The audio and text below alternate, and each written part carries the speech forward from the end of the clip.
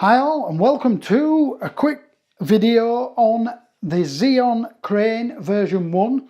In this video I'm going to balance the Canon EOS 6D and the Canon 24-70 f4L lens. I would have used the 80D and used the Sigma in the previous video when I give you the tips, but as it's videoing me right now I can't. And I've decided to use the 24-70 because a lot of people will have a 24-70. And you've got a much better zoom range than an 18-35, and we've also got image stabilization on it also. So basically this is a full frame camera. I think it's about 830 grams and the lens is about 600 if I remember correctly, so it's only about 1,400 grams or something, 1,420. Now we know that the Zhiyun Crane can balance 1,800, so it's well within the rate. It's well lighter than putting the Sigma 18-35 on, as that's 900 grams or something, or 810. I think this is only 600 if I remember correctly. It's either 6 or 7, but it's well within the weight. So one of the first things first, I know that, look, you see it's completely out of balance, it's just dropping all over. So basically what I've done with this, let me just nip this off. I've put a quick release plate on because I know with the Sigma that I couldn't get it to balance because it was really something like 1,600 and something grams. It was borderline and it wouldn't balance with a quick release. So I've got a quick release Monfrotto quick release plate on. It's in the centre, and that's where I recommend you start, in the centre of your sled. And then obviously we've got it screwed on, and that's where we're going to start. So one of the first things first, we want to adjust basically the camera. I don't know if let's just see if I can. Right, we want to adjust this here. It's the up and down movement on so if you look at it from the front, it's this one here. This is one of the first ones that you want to adjust, so that you want your camera to more or less stay where you put it. Now, you will adjust this at first, and if you can't quite get it, like when I put mine fully down, mine's actually fully down. If I put it up, watch, it just tips straight back. So I need to slacken it and pull it fully down, and it's still tipping back ever so slightly, but I can't go any more on the adjustment.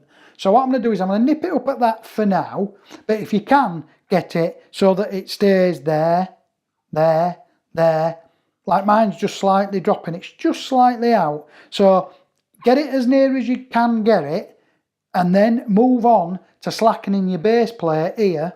This one, slacken this in a little bit, and then balance your front and backwards on your camera like this. So you want to balance it now for the front and back. So you can't see this, but what I'm doing is in fact I'm going to balance it as well at about 40mm. And the reason why I'm going to balance it at 40 is so that I can zoom out to 24 and then zoom in to 70 if I want to change the focal range.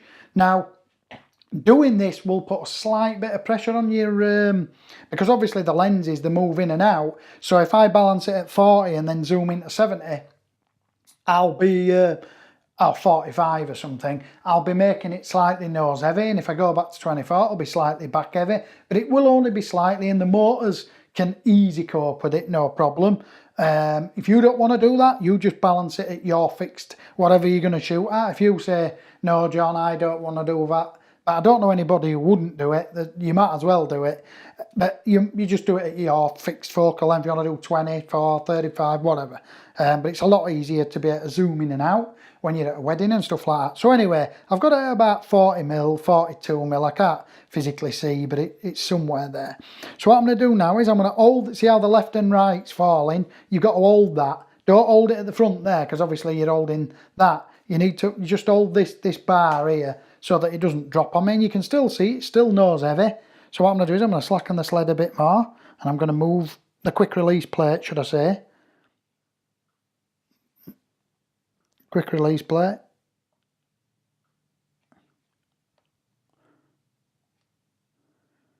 There.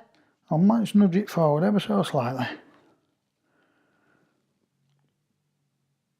And you can see how quick. I won't really spend hours on getting it 100% mil perfect. As long as it's in the ballpark there, then obviously left and right's not done yet. I'd leave it, because at the end of the day you're going to be zooming in and out. I mean, if you zoom into 50, you can see it's now slightly nose heavy. If we zoom out to 35, it's now tail heavy. So just get it somewhere in the ballpark. There. Now we're going to do the left and right.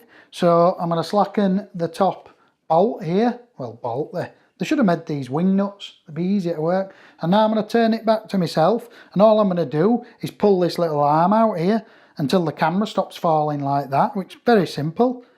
These cranes are so easy to balance, it's untrue. Just keep going. Once you know exactly what you're doing, then they're even easier. You can see now I've slightly knocked it tail heavy, so what I'll do is, we're nearly there now. I'm going to leave that. So I'm going to nip this. Let's just check this again now. And you can see that this is sort of behaving now, look. It's sort of doing as it's told. If you want to, you could then fine adjust this one. If it wasn't staying up and down, you could slacken this one then, and then do that. But mine's staying as it's told, look.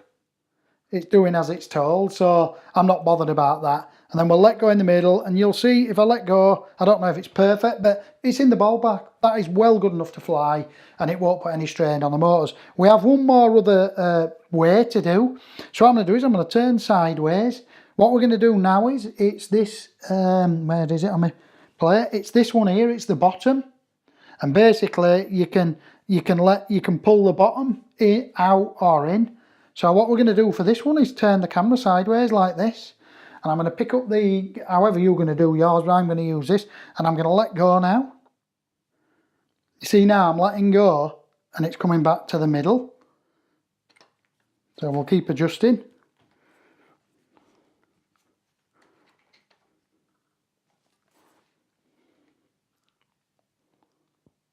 And now I'm letting go and it's dropping. Look. So basically it's hard to try do this really, especially on the camera. Nudge it in a bit. Look, that's too much, look. I mean, it's not far off there, to be honest. It's not right critical that you get it really perfect. Nope.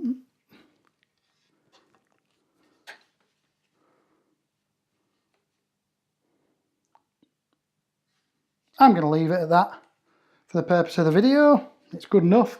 You can actually kneel on that and be a bit more precise, but you can see there's absolutely no point. I mean, if the camera, when you've got the camera, if you're tilting it up, you're tilting it down, you're tilting it left, you're tilting it that way, and it's more or less in the ballpark, and then that's it.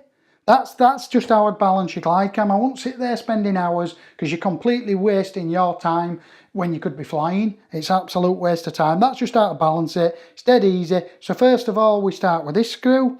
Second of all, we start with the quick release plate, moving it forward and backwards. And then we can probably jump back to this front one if we've got to, by going like that again and checking it stays there. That's not the same one, bearing in mind and balancing it so it stays in the middle. That's to do with your quick release plate, forward and backwards. This one here is to get it to point up or point down and stuff like that. And then go back and do this top one here and do the right and the left so that your camera's not going like that. Then when you've done that, you can do the last one, which is the bottom one there. It's probably the least important one, but I'd still recommend you do it anyway. Thanks for watching. Please comment and subscribe, and a big thumbs up would be nice.